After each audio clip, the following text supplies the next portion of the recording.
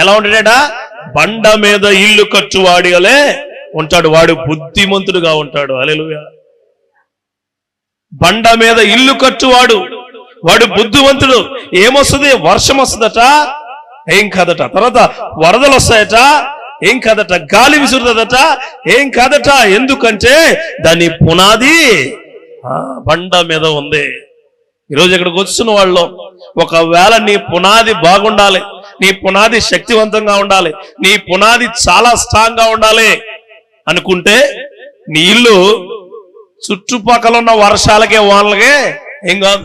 వానంటే చెప్తా, వానంటే ఎదుటివాడు కన్ను పడి ఈడు ఎదిగిపోతున్నాడు రా అనుకునేది వాన, దానికి ఏమీ కాదు. చాలా మంది అంటారు వీడి గోలే మాకు కొట్టేసింది. ఏంటంటే చాలా తేలిగ్గా నేస్తాం అన్నమాట. ఏంటి?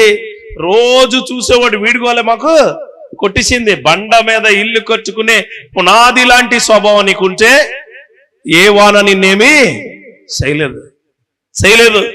ఎగ్జామ్స్ రాసిన పిల్లలు అంటారు, నేను ఎగ్జామ్కి వెళ్తూ ఉంటే ఆవిడ ఎదురొచ్చింది. ఎలాంటి వారు ఎదురొచ్చినా నిన్ను జయకరంగానే ఉంచుతాడు దేవుడు. హల్లెలూయా అనుకోవచ్చు. ఇదిగో లేచిన వేళా విశేషం బాగలేదు, నువ్వు ఏ వేళా విశేషంలో లేచినా ఆయన వేళలో నువ్వు పునాదిగా ఉంటే, పునాది ఆయన ఉంటే నీ జీవితంలో నిన్ను ఎవరు కూడా కదిలించలేరు. ఇంకోటి ఉంది, ఏంటి?